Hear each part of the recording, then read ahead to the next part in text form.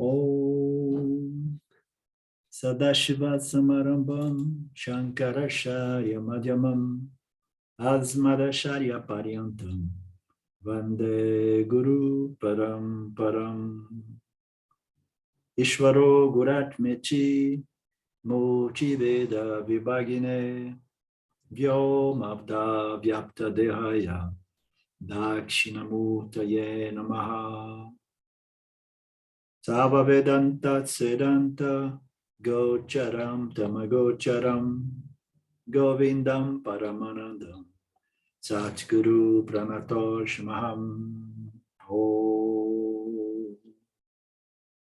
Om Shanti, Shanti, Shanti. Om Namaste.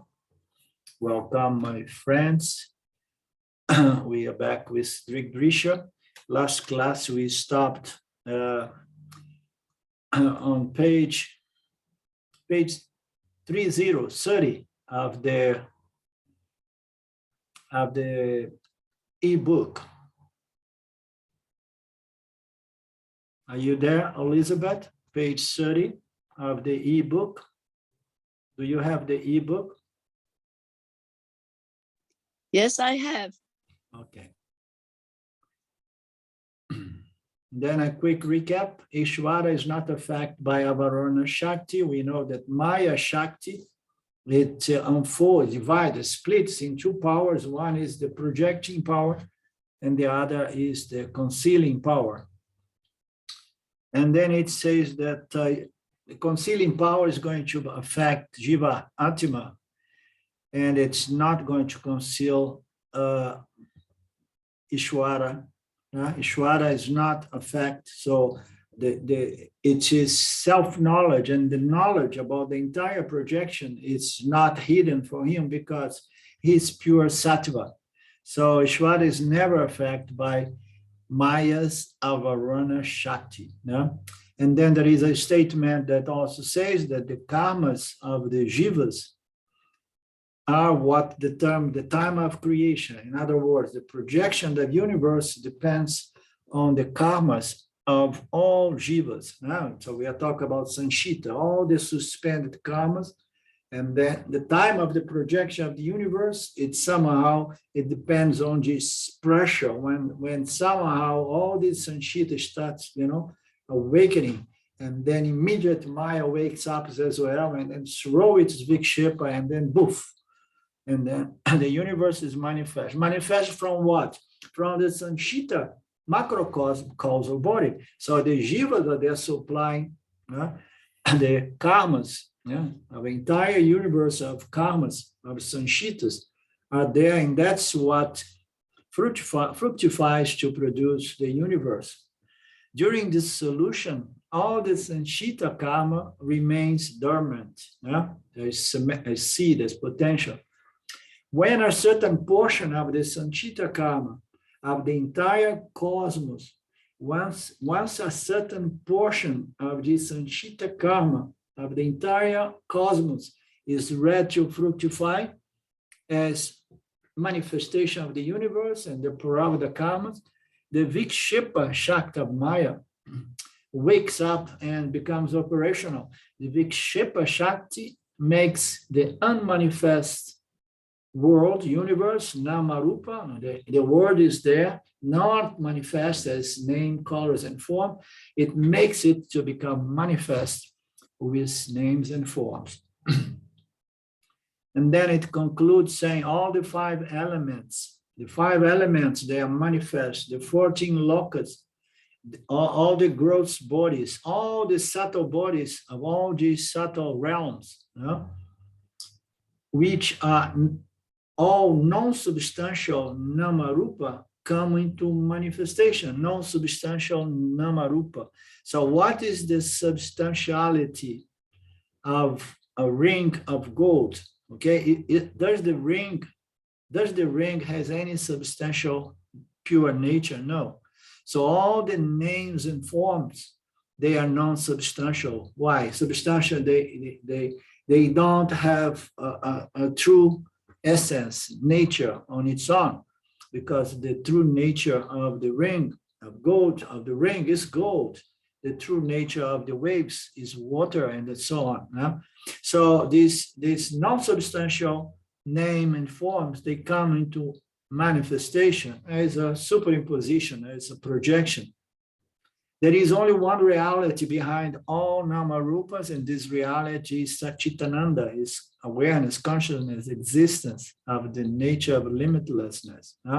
So there is only one substance. Here in this Drsya, consciousness or Brahman is present as the most essential substance of the universe. So we see this substance is a little funny word because it gives us a sense of something with a certain substance.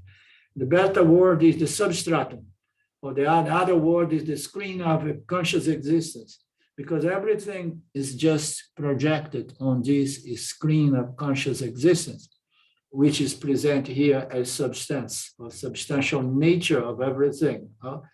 So the original substance is Brahman, which is behind the nāma-rūpas that do not have essence. They don't have the real substance. They are just superimposition of names and forms, okay? Names and forms. They don't really exist independently of the true substance that holds their apparent existence. What is the apparent existence of the ring? The apparent existence is just the form and the name. But what is the real substance of this ring, without which this ring cannot have any existence? So the substantial nature of everything is Brahman. It's just like that. The names and forms, they are just superimposition. They are non-substantial. That original substance, which is the only substance behind the non-substance nāma-rūpa, is Brahman. Vikṣepa-śakti will operate. Vikṣepa is going to keep sustaining, projecting, sustaining. It will operate until the creation of the individual jiva consists of 3 seers. As long as, it means to say, as long as the 3 seers of the jiva remains operational, okay? And then the word vikṣepa remains operative as well, projecting. Again, he's reestablishing, reconfigurating again and again the parabada karmas, all the circumstances and events of life. Vikṣepa will keep doing its job for as long as the individual stays there, experiencing the world through the 3 seers. So what are the 3 seers? It is the seer number 3 in this numeric classification, the number 3, which is conscious existence, and then the number 2, which is the intellect or the mind, and the number 1, which are the sense organs. So we have the jiva atma, which is a mixture of these three entities. One is real, is the true substance of everything, and the other 2 are non-substantial. They are just names and form. They are superimposition, manifestations of Maya. Okay, when the jiva, now we're gonna go into a very nice conversation here. Is it a tiger or a cat? I apologize. My cats, they're crazy. Yeah, so big, huh? Everything is big in the United States of America. I know because I lived there. Okay. So we're gonna go into a very nice conversation here. When the jiva used the word I to refer to himself, I Elizabeth, I Claudio. When the jiva used the word I to himself, it does not refer to any single seer. So we'll talk about the 3 seers. it does not refer to any one of these single seers, because these three seers are inseparably together in an individual agent. So the jiva is the agent, the experiencing, knowing individual agent. It's consciousness, it's individual consciousness, human consciousness. What is the human consciousness? It's reflected consciousness. It reflects on what? The body-mind complex is going to shine with this aham, with this I am. Yeah? When the jiva, which is the only one that can really say I am, I exist, because consciousness does not have any means by which to say I am, I exist, as we know. So when the jiva uses this I, it cannot really refer to, oh no, I the sense organs, I the mind, or I consciousness. You understand? It cannot. Why?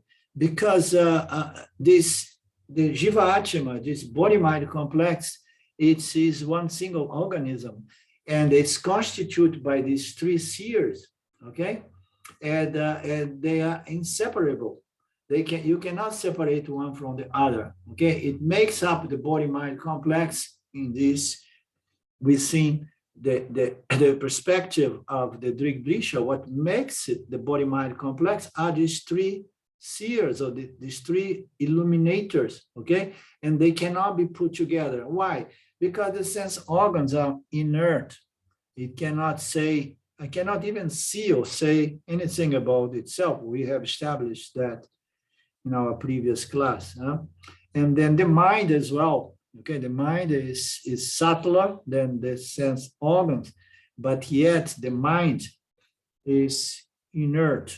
Okay, so the only real principle, conscious existing principle, is the seer number 3. So therefore, we can never say as an entity, as a jiva atma, we can never say I, unless I am consciousness, connect, associate, or hooked up with the seer number 2, the intellect, and the seer number 1, which in this case are the sense organs. So we need to have the sense organs so that we can what? We can say, aham, I am, I exist. If we don't have the sense, we cannot say that. We cannot establish that. If we don't have the intellect, we cannot. So when we say I, we are saying as the jiva atma, which is not separate from the 3 seers. If Shakti, if consciousness and consciousness alone is present, it will never be able to say, I am, I exist. Why? Because consciousness does not say anything. It does not have a mind even to think, to elaborate a thought so that it can use the sense organs to say it. So consciousness is nothing in the sense of this manifestation without the instruments by which it manifests itself as the jiva, Ishvara, jiva, jagat. In this case, it's the analysis of the jiva atma. It does not have a mouth to speak. The mind by itself cannot say I, because the sense organs are required for the mind. The mind is going to process experience through the reception side of the sense organ, and then through the organs of actions, it's going to respond. So it needs the sense organs, the reception sense organs, and the other ones to say anything, because anything we say is within the context of this interaction with Jagata. So we cannot say anything, and because the sense organs are required for the mind to say things. The mouth by itself cannot say, because the mouth has to be backed up by what? By the intellect, the mind, and by consciousness, of course, the seer, the absolute seer, let's say. So the point here is the one who says I is what? You remember that we recently, I don't know if it was on Panchadasi or the Viveka, we had a discussion in which I brought up this inquiry to Claudia and to the group. So who is affirming or determining or saying, aham brahmasmi? Who is determining that? So is it consciousness? At the time we are looking like, who is going to say aham brahmasmi? Is consciousness going to be able to say that, or is it going to be the jivatma? So we have clearly determined that consciousness cannot say anything. And the jiva-atma, only the jiva-atma can establish this knowledge that I am that consciousness, okay? But we have also always made a distinction that the jiva-atma, it has two components of itself. One is the jiva, its substantial energy nature, matter energy. The body-mind complex is matter energy, so which is inert. And then we have the sentient or the sat aspect of the jiva-atma, which is reflected consciousness that shines in the intellect. So who is going to say aham brahmasmi is the sentient, is the conscious aspect of the jiva-atma, because only this conscious principle as reflected consciousness can say that I am that I am. Because as matter and energy, I am just inert. But as this reflected consciousness, I can say I am the original consciousness showing up here as reflected consciousness. So we have been looking at that inquiry from that angle. And here the Swami Paramarthananda presents the same inquiry as a coincidence, but from the Drsya angle, okay? He says that who is the one saying aham brahmasmi? What is this? The one who says the mouth, anything, the eye can say. The one who says I is a mixture of the three seers. Of course, it's a mixture of the three seers. The composite entity of seer, the absolute seer, and then the intellect seer, the mind, and then the sense organs. How should I understand this statement that everything that we say or experience, we experience through the mixture of the three seers, okay? So how should we understand this teaching, this statement, okay? The composite entity of seer 1 plus seer 2 plus seer 3 is the one who say I am, I exist. And it's going to be the one who is going to say, I am that I am, aham brahmasmi, okay? So who is going to get self-knowledge? The mixture of the three seers, okay? Consciousness and consciousness without the body-mind construct cannot say aham brahmasmi because it does not have a means, an instrument, a vehicle by which it can process experience and come to the conclusion that I am that I am. I am that limitless consciousness, okay? So consciousness alone cannot do that. And then we know that the intellect without consciousness is nothing. The sense organs without the consciousness is nothing, right? And then the sense organs by itself cannot say aham brahmasmi, cannot come to that conclusion. So the intellect with the sense organs alone, the two cannot come to that conclusion because without consciousness, both are just inert matter, okay? And then who is going to say what we say is the mixture. We are the mixture of the three seers according to Drsya Viveka, okay? Which gives some consolation to someone. Some people say, oh, yeah, that's great. I knew that my appearance nature was fundamental, was extremely important, you know. Now I can hold on to my seers, mithyā seers, let's say. I can see the intellect and the sense organ. Now those identities are so important because without them, my absolute seer, okay, the absolute aham will not be able to say aham brahmasmi because, you know, it's out of contest. It's out of. So, but it's not about emphasizing how important our mithyā nature is. It's just to explain the nature of the Jiva Atma as a mixture of these three principles within this analysis of the Drsya.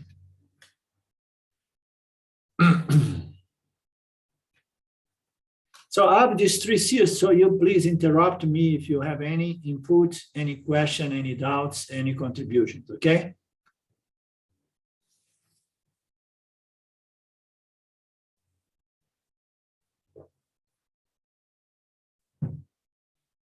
Of these three seers, seer 1 and seer 2 are byproducts of Maya, because vikṣepa-śakti produce the sense organs and the mind. So it's Maya's power, vikṣepa, that's going to to produce Ishvara, Jiva, and Jagata. And then when the Jiva is fully developed, and then it has the sense organs and the mind, the intellect. So it is a byproduct of what Maya with its power is what creates the Jiva in its substantial nature, okay? We represent here as the seer 1 and seer 2. So those are products of Maya and the sense organs and the mind. When I say I should be aware that the mouse, the seer 1, the sense instrument of action, that says that word I, and the mind, the intellect, the seer 2, that they have, that has the thought correspond to that word, are non-tangible nāma-rūpa. Okay. In other words, this when the mouse says that, we should be aware that it says the word I, and the mind that has the thought correspond to that word I. They are non-tangible nāma-rūpa produced by Maya, and therefore they come under the mithyā category, okay? So they are non-substantial nāma-rūpa. So non-tangible is just a superimposition of names and forms, but without any substance. The only substance belongs to satya, which is the nature of the absolute seer, or the seer number 3, as we see here. So we have Maya, therefore come under mithyā category. Thus, I have a mithyā component. Some Shankaracharya calls these mithyā components that we all experience as Jiva Atmas. I have two natures. Somebody comes to get to know Lin and say, so how are you doing? So nice to meet you. Can you introduce yourself? And then Lin is going to say, which nature would you prefer? My mithyā nature or my satya nature? My mithyā nature has two seers. My satya nature has one seer, but it's the true deal seer. So of course, Lin is not going to have that introduction of herself, but we have this within us. We have our mithyā nature and our satya nature.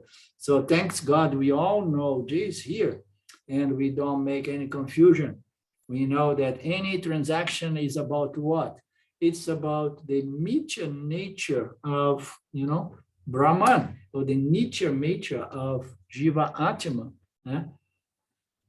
All of that sustained by the satya nature of the body-mind complex, the real deal, the real consciousness.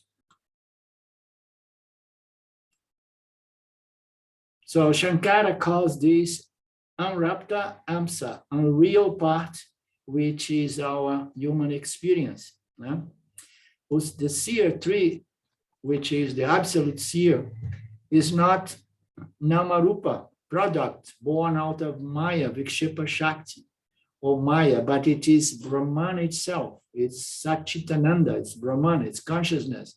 This is the seer 3. It's not a byproduct of Maya, it is beyond or before Maya comes into operation. When Maya comes into operation, it produces the instruments that we have been subdivided on 2 layers, by which we somehow get a sense of identity as seer 3 Seer 2 and Seer 1 in this case. The mind, but we could split that.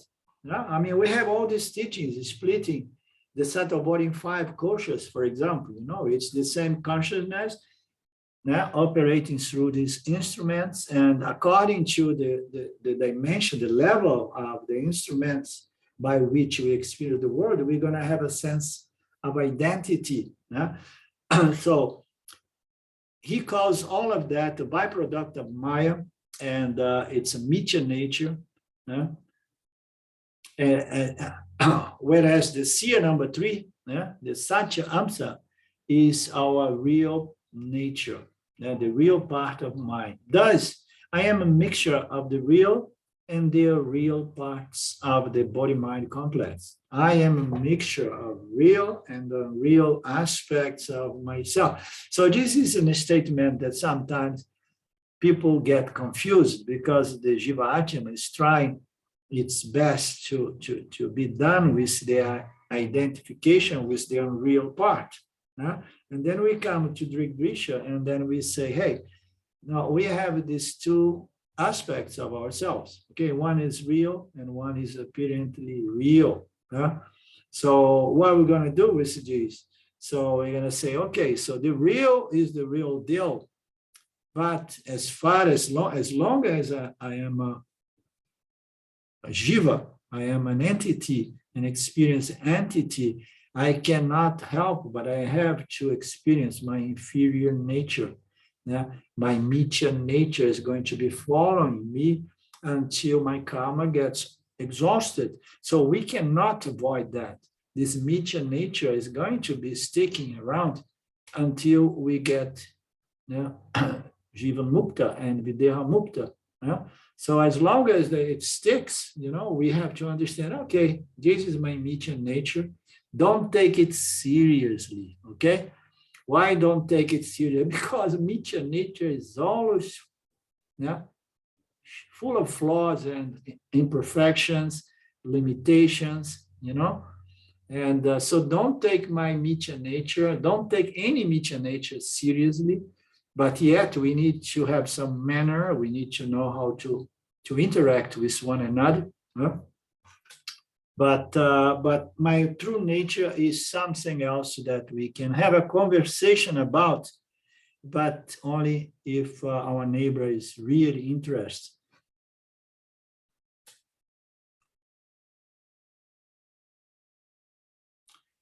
Okay, and then here comes Swami Paramarthananda. Thus, I am a mixture of the real and the unreal. Does the real part say I, or the unreal part say I?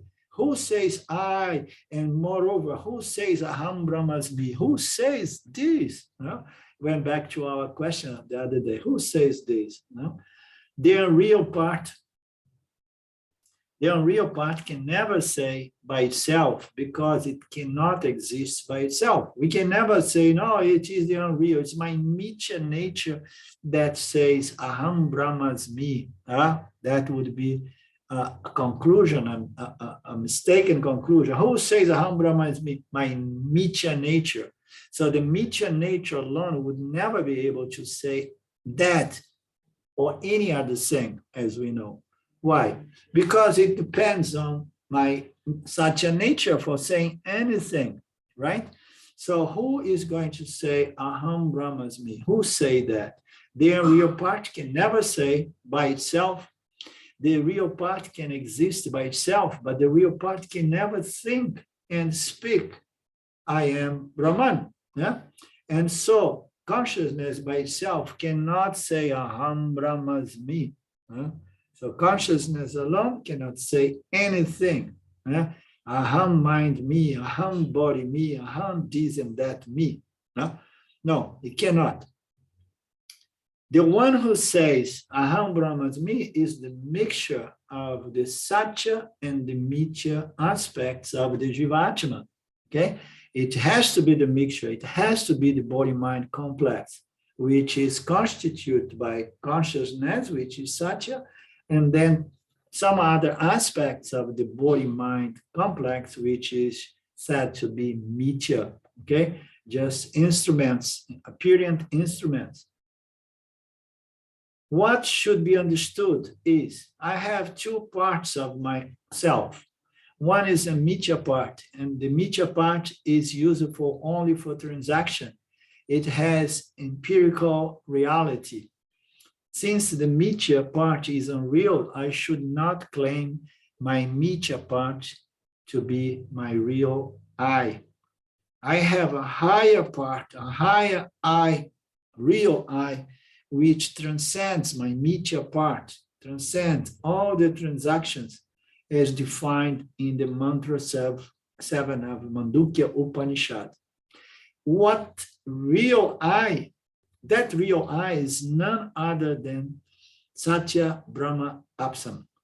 If I know these truths, that I have these two components, a mithyā component and a satya component, a mithyā part is subject to arrival and departure, and the real part, which is eternal, not subject to birth and death, and then I will not suffer of samsara. So I have to come to the understanding that there are two parts or aspects of my human experience, of my human nature. One is satya, which is not subject to becoming, subject to arriving and departing. And we have the other part, which is subject to arrival, and the part which is the body-mind complex. But if I know that my real I, okay, aham brahmasmi, is the real deal, is eternal, and then if I claim my identity as my satya I, the satya component of my human experience, okay, I claim my identity as the satya aspect of my human experience, okay, I will never suffer of samsara. So says Swami Paramarthananda, okay, that right knowledge, aham brahmasmi, this knowledge, my true I is my satya I, is the absolute seer, okay, which is not a byproduct of Maya, but it is that conscious existence that somehow consists, enlivens those other aspects of the body-mind construct. That right knowledge will allow the jiva to accept all the temporary conditions of its mithyā nature, its mithyā part. You have the knowledge of your absolute nature as satya, as consciousness, the eternal, beyond time and space. That knowledge somehow is going to allow the individual to live this transaction experience in duality, okay, without suffering of samsara. Why? Because it knows that my true nature is not subject to time, okay? This right knowledge then will allow me to accept what is temporary, what is a product of time and space, okay? And not only is it going to help me to accept the conditions of mithyā, the conditions of jagata. Sometimes situations, conditions, circumstances are tough. And if we have the knowledge in regards to our true identity, nature in satya as satya, and then we can just look at our mithyā nature, knowing that mithyā nature is subject to pleasure and pain at all times, and time and mortality and so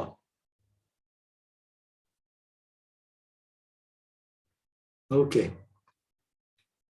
I'm not be affected and suffer from samsara. The author also says that the individual does not know his composition. In general, the individual does not know, and that he's a mixture of satya and mithyā.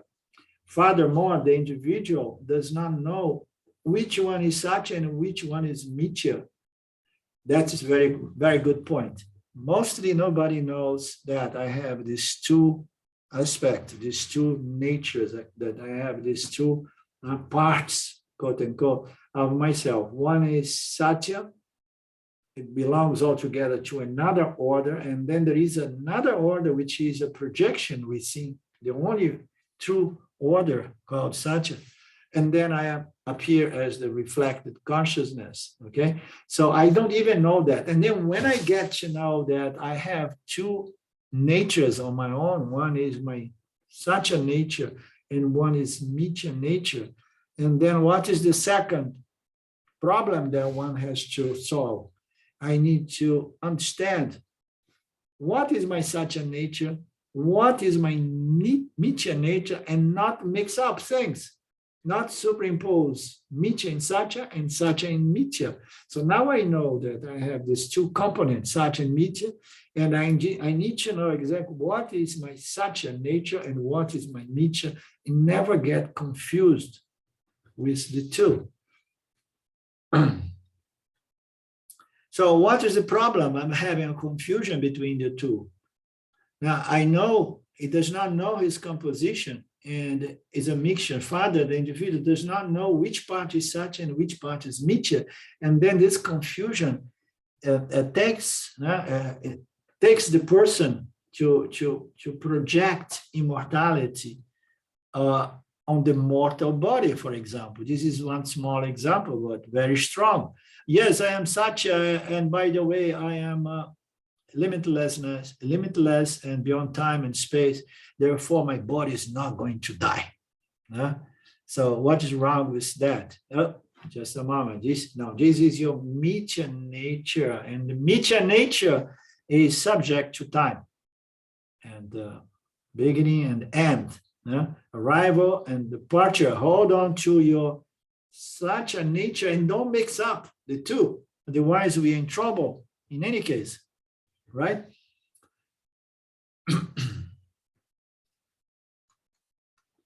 Thus, there is a lot of confusion between these two natures because of the ignorance regarding satya-anṛta composition of the individual, of satya-mithyā composition of the individual. Why does the individual not know this? This ignorance is due to the āvaraṇa-śakti of Maya.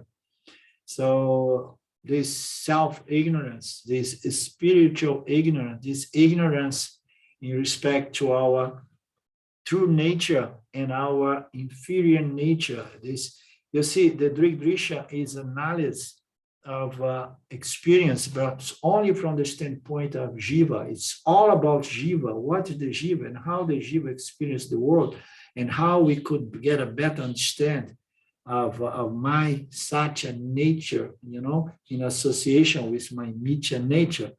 So where I was. Why does the individual does not know this? It's because of the famous Maya āvaraṇa-śakti. So everything is blamed on Maya, vikṣepa, and āvaraṇa. As we know, it seems to be the name of the game. In order to have these configurations, so we have to have certain proportion and rajas and tamas operating, which are byproducts of vikṣepa and āvaraṇa. This ignorance is due to Maya āvaraṇa-śakti.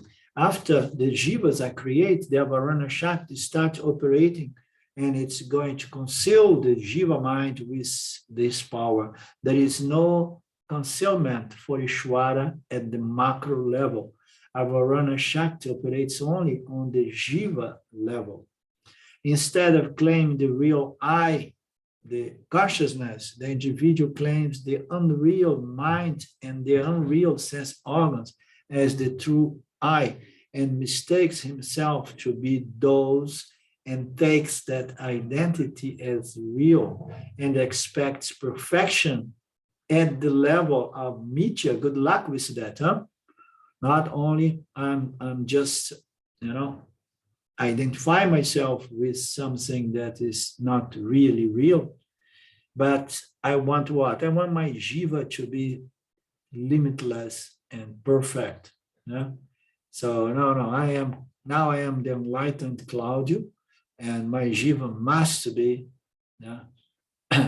be limitless and all-knowing, and perfect, and so on. Karma, this is nice. Karma controls that level of the individual. Karma controls that level, and the individual can never be perfect, can never be a master. Why? Because karma is holding the game here. Karma is again and again, producing punya papa and different states and so on. And it's a flux of constant change of the energies. And the body-mind construct, even in the self-realized, is still subject to these fluctuations and changes in one's mental condition. There is always some āvaraṇa operating in the mind of the Jiva Atma, even in the mind of the Jiva Mukta. Why? Because he's still exhausting karma. Karma controls the level of the individual, and the individual will never be able to be a master or perfect. As the Seer 1 and the Seer 2, the individual can never be a master, but only a slave of prarabdha karma. So this is a strong word, but only a slave, a byproduct of karma. So there is no way around that. If I identify myself with the Seer 2 and Seer 1 and Seer 2, the sense organs and the mind, okay, I will never be a master, but I will be eternally slave or slave in slavery. By what? I'm a slave of what? Of karma, because karma is going to be again and again, make up my prarabdha, my sanchita, my prarabdha, and my mental condition, which will never be all-knowing or limitless or perfect or so on. So as the individual, the Seer 1, Seer 2, I will never be a master because I am a slave of the karmic process, always producing different states, different punya papas, and so on. As long as the individual takes himself to be the mithyā part, he will suffer some problems. We have no doubt about that. Our problems are all based on the identification with this limited apparent nature as our mithyā nature. So is the mithyā nature going to be a perfect nature with self-knowledge? No. It can be improved, yes. Can be purified, yes, but that's not the goal. That's not the purpose, okay? So the mithyā nature will always remain a slave of the para. Yes, but there is a lot of punya, karma, and so on, and that's a good deal, yes, but punya changes into papa as well. So, and that's not the purpose. The purpose of a seeker of truths, a seeker of moksha, is not punya karma.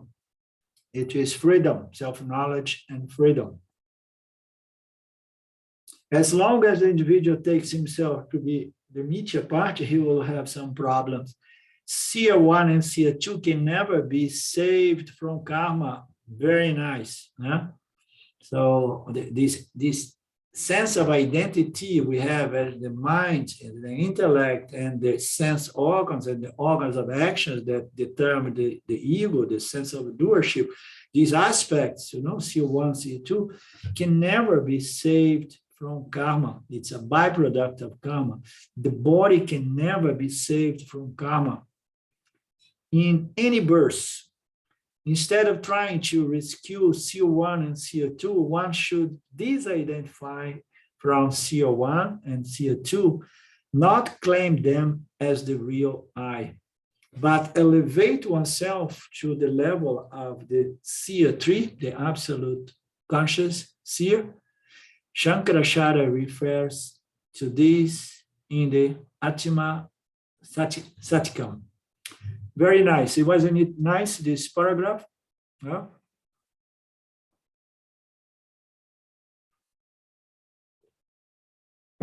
I'm happy you enjoyed as well.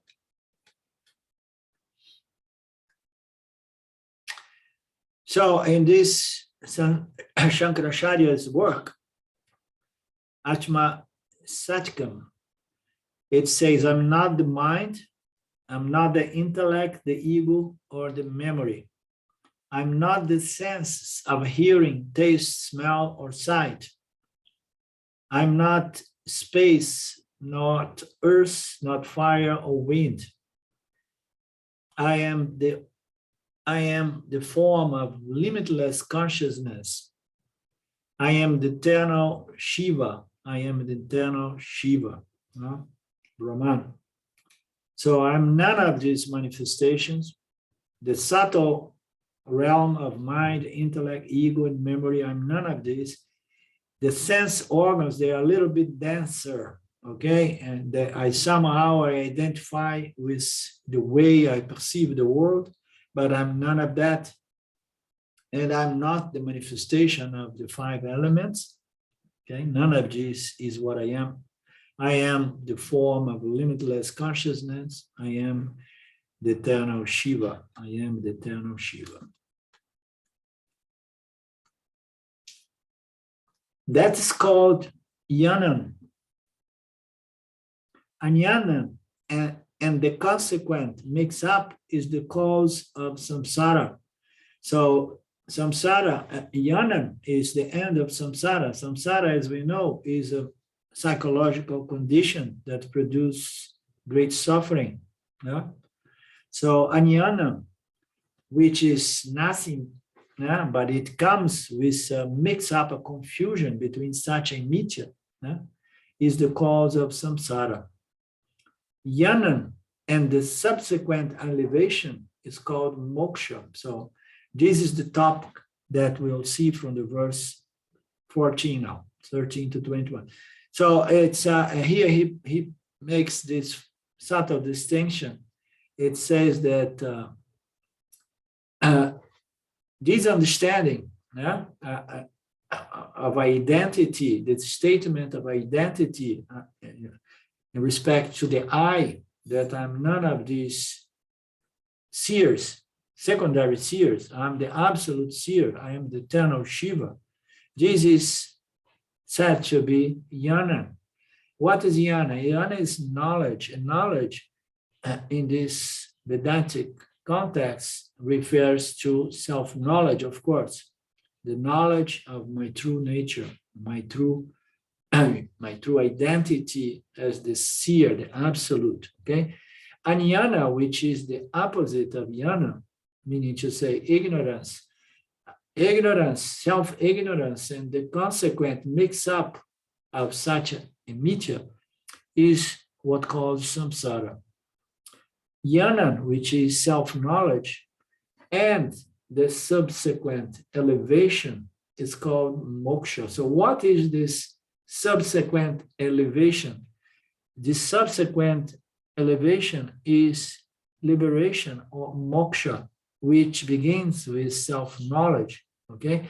And then it refines itself, elevates itself to a certain condition referred in our scriptures as moksha or liberation.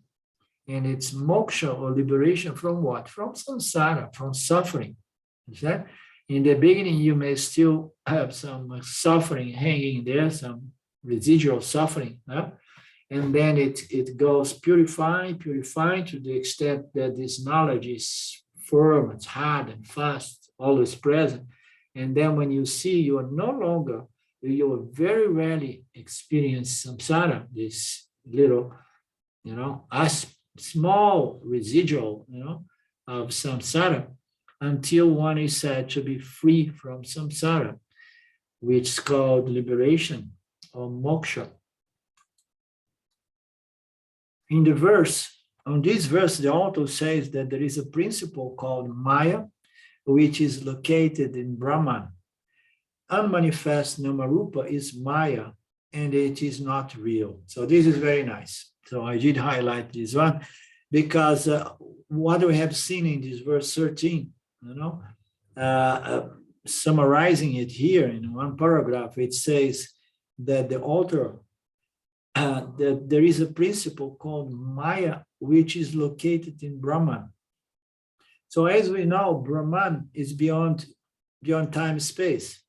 And then and it's one without a second. But it says that there is a certain principle called Maya, with certain powers, which are located in Brahman. So how can something be located in Brahman? How can something be located in that which is the only reality, one without a second?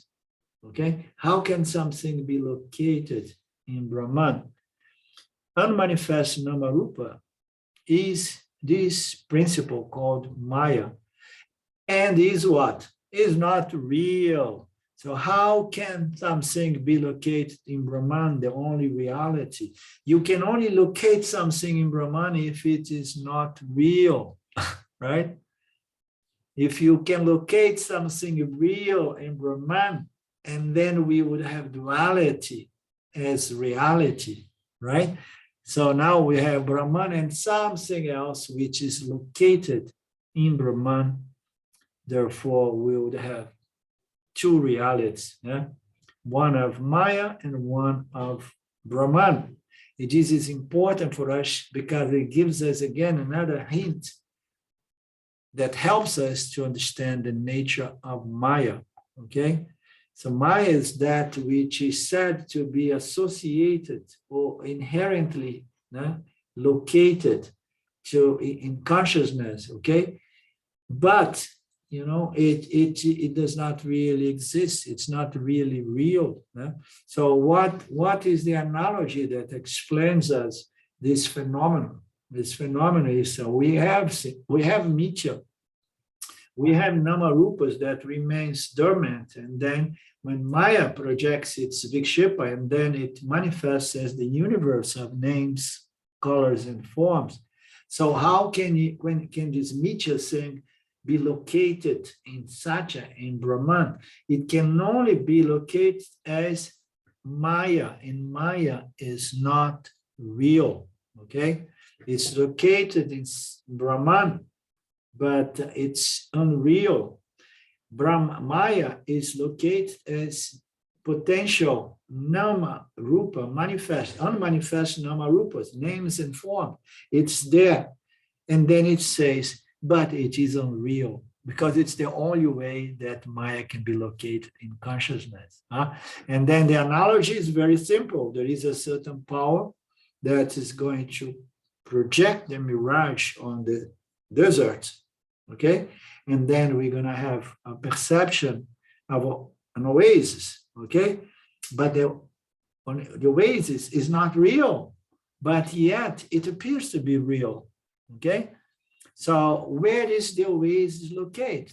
It's located in the sand beach, in the sand, desert sand, not sand beach, in the desert sand, okay? But is it really located? No, it's not located. It appears to be located due to certain power, certain physical phenomena. So Maya has these incredible powers to project the universe in Brahman as if it is located in Brahman, but it's just a mirage, okay? And it contains all the nāma-rūpas of the universe, but they remain unmanifest until Maya awakens its vikṣepa and manifests all these nāma-rūpas which were dormant. Pure existence, pure consciousness is Brahman, which is the only reality. This unreal nāma-rūpa, Maya, has twofold powers, the projecting power and the veiling power. At the time of creation, at that level of Ishvara, only the projecting power operates and projects the universe consisting of individuals and Jagata, the entire cosmos. At the level of Ishvara, the knowledge, the intelligent cause of the universe, there is no question of āvaraṇa operating. There is only this pure knowledge, okay? And then it is in there, and then vikṣepa comes and projects the universe, and then we're going to have the individuals and Jagata, the cosmos. And then, only then, āvaraṇa is going to show up to the party as tamoguna, which was not present in the mind of Ishvara, in the mind of the creator.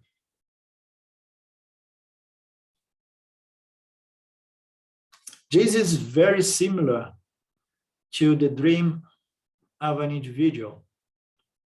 So this is a parallel we should always remember. This Maya power is going to somehow, vibrate, and then all the sanshitas which were dormant start, manifesting, and then there is a projection of the Jiva and the Jagat. Okay, so this projection of the universe, every time Brahman wakes up or Maya wakes up, okay, comes out of Pralayam, this projection is very similar to the projection we experience in the dream state, our individual dream state. In dream, the individual is called Nidra Shakti. Okay, in the dream state, yeah, we have a certain power which is different from the Maya vikṣepa. We have a certain power called the Nidra Shakti, and this Shakti projects the content of our vasanas as a holograph reality. Okay, so in the dream, an individual also projects, and it uses this Nidra Shakti. Okay, Nidra Shakti also has the same two powers, this Nidra Shakti of the individual, as well as the original power of Maya Shakti. It has likewise two aspects of itself. One is the projecting power, and the other is the concealing. What it means, we project the dream world, okay? And at the same time, we live through the dream world, but it's concealed to the dreamer the fact that it is only a dream. You understand? There is a power, this Nidra Shakti, that projects and conceals in the same way. The two powers are there.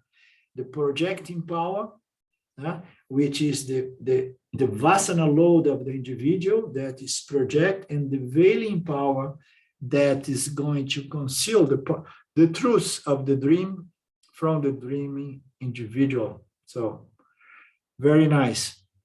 Closing this, and finally enough, we are getting ready to move from the verse 13 into the verse 14. And from now on, this Drsya becomes more and more juicy and profound and Upanishadic and so on. So we're going to have a good time with it. Okay, so anything from any of you?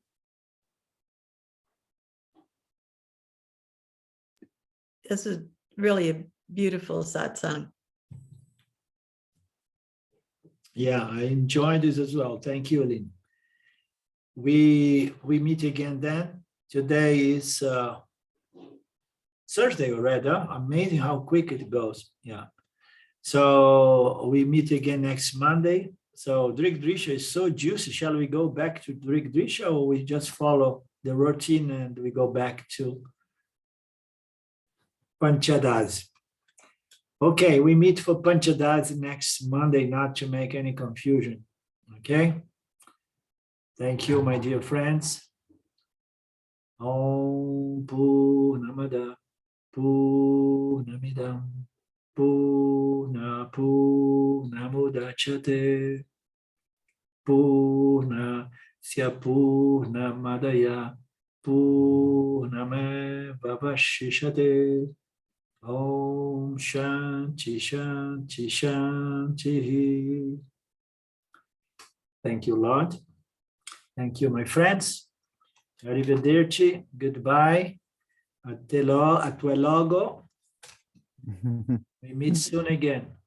Bye bye. Hasta luego. Hasta luego. Yeah. Ciao. Thank you, Arvindo. Ciao, ciao.